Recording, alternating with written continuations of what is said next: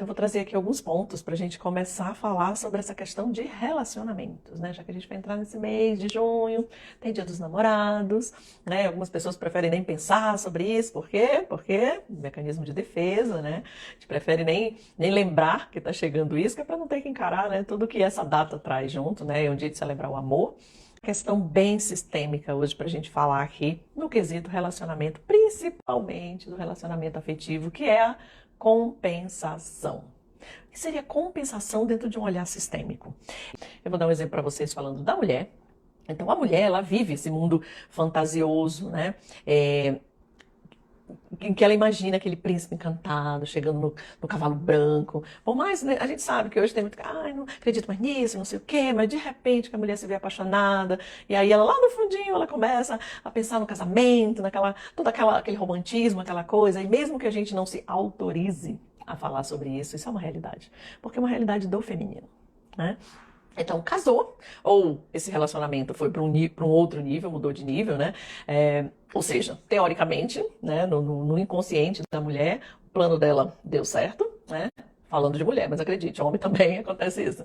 Então, acreditando que esse plano funcionou, deu certo, ou seja, elevou o nível do relacionamento, vai para a segunda fase do jogo.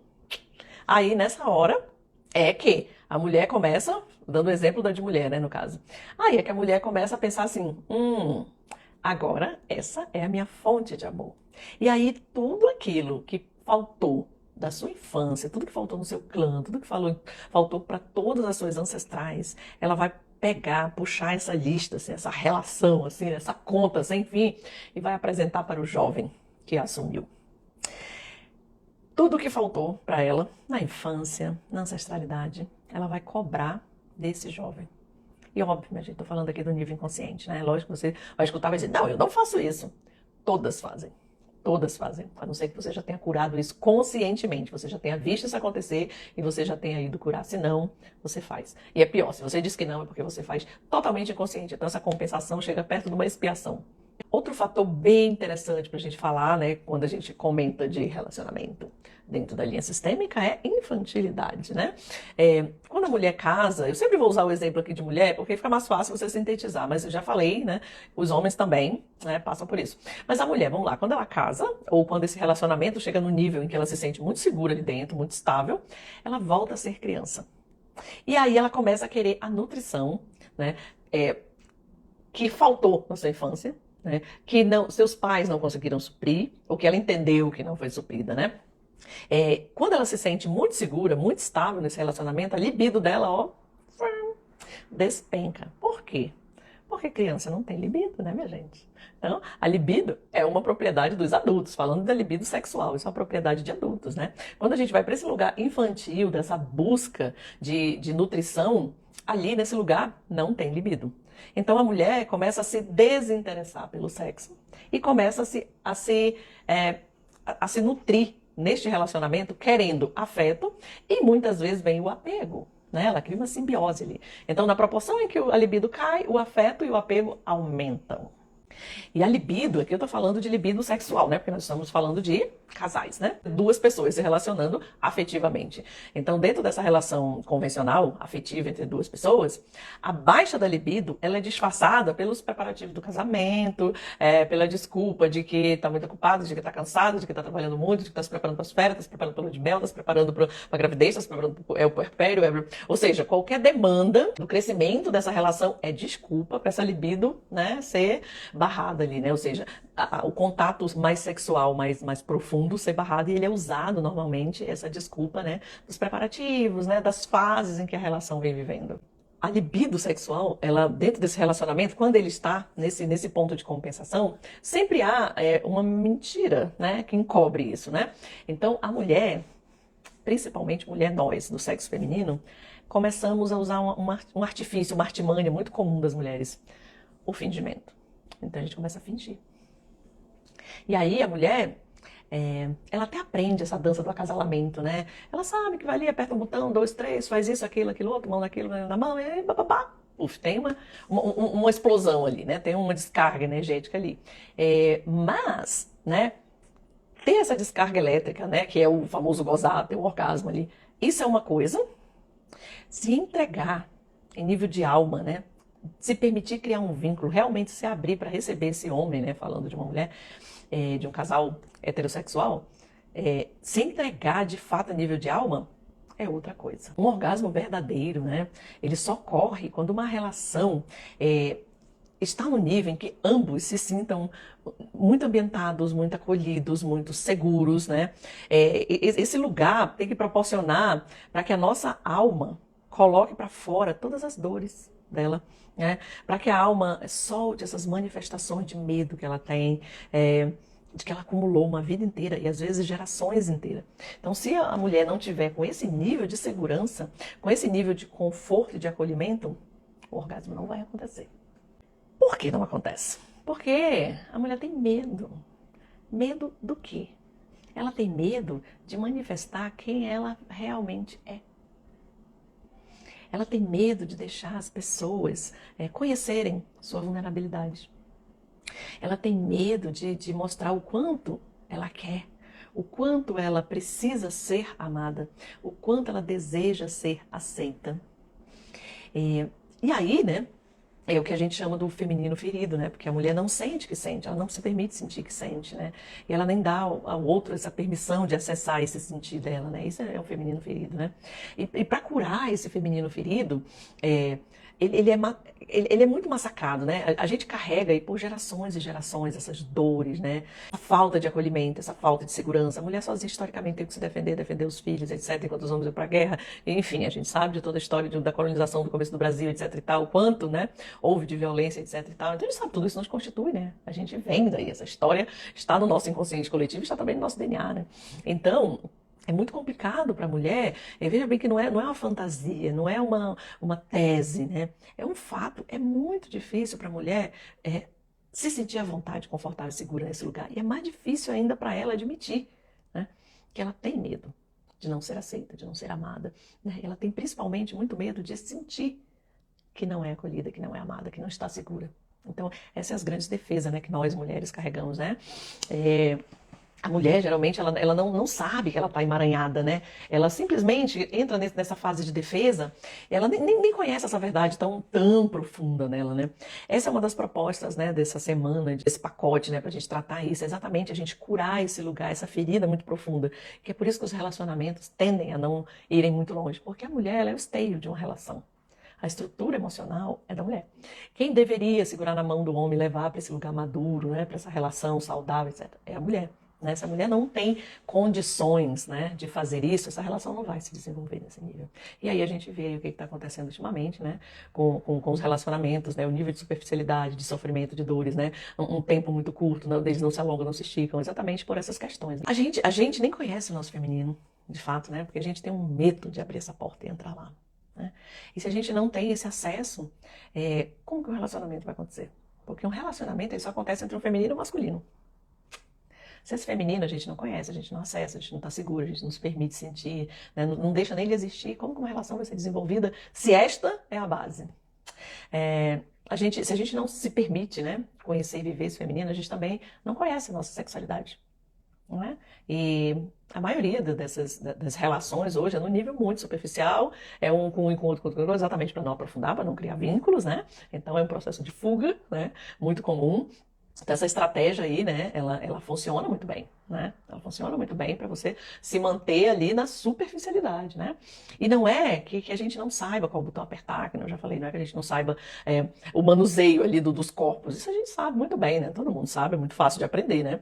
Mas é porque a gente tem medo de colocar o carro nessa estrada e começar a dirigir nessa estrada, porque a gente sabe onde essa estrada vai nos levar.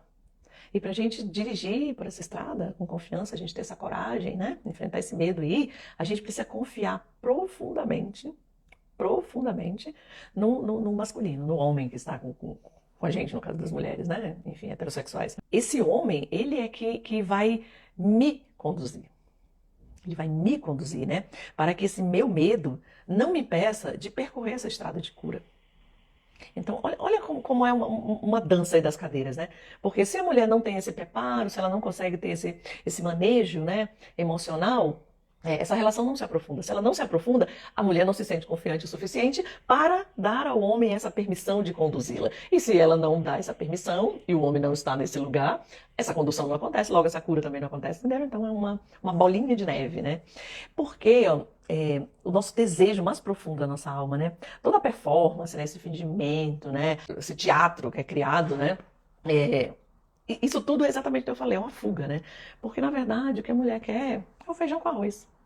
O que é o feijão com arroz? A gente não está falando de posições, né? A gente está falando que a mulher só quer se sentir segura.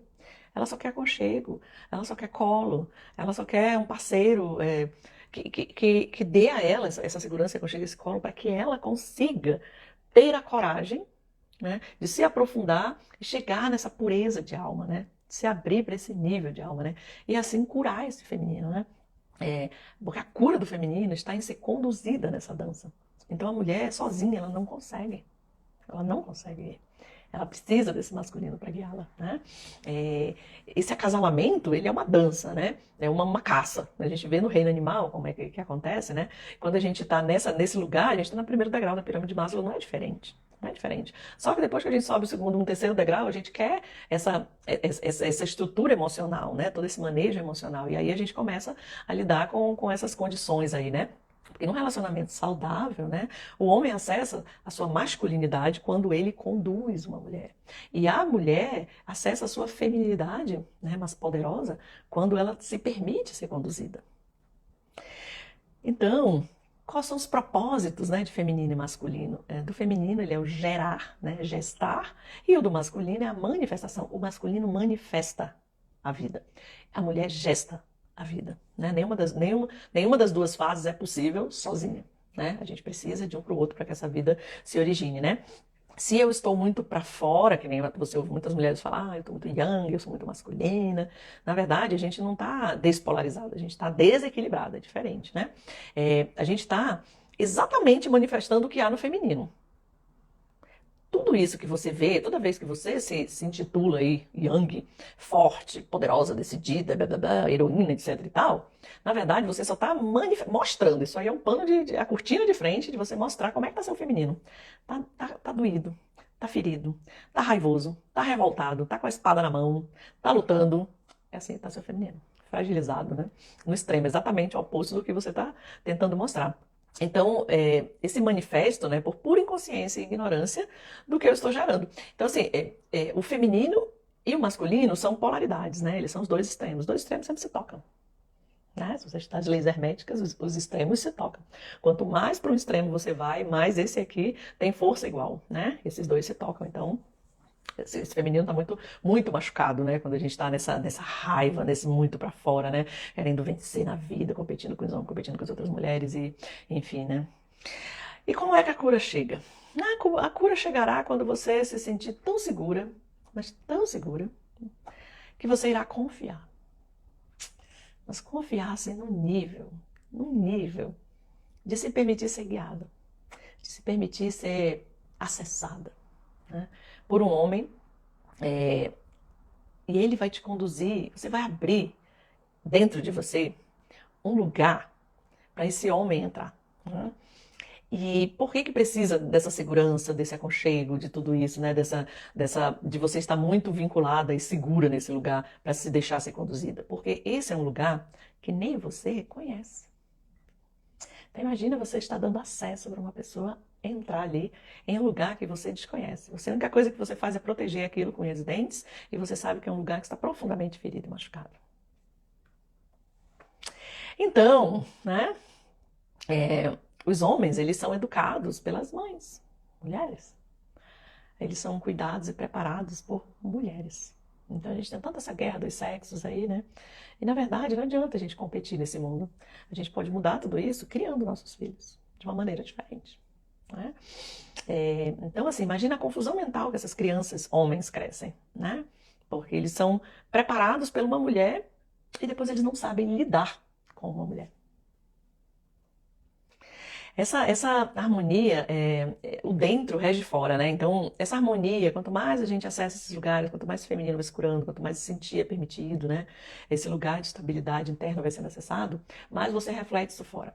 Então, esse extremismo do famoso yang, desequilibrado, estou no masculino, etc, etc, só demonstra que esse fora está sendo regido por dentro. Então, você já tem uma noção aí, né, de como que dentro, né, esse masculino, esse feminino está, para o masculino estar fora tão raivoso desse jeito. E o masculino, ele é uma faceta que está para servir o feminino. O masculino está para servir o feminino, assim como o feminino está para seguir o masculino. E aqui não tem nada a ver com o feminismo, e as mulheres, as feministas já pulam logo e começam a questionar isso, mas não é nessa premissa. Nós mesmos, todos os seres humanos, a gente tem um feminino e masculino. E esse feminino e masculino interno nosso, ou dentro de uma relação afetiva, né, em que um manifesta o feminino, outro manifesta o masculino, é exatamente isso, né? O feminino, ele está para seguir o masculino é ação. E o masculino está para servir o feminino. O feminino é esse dentro, né? Esse gerenciamento, né?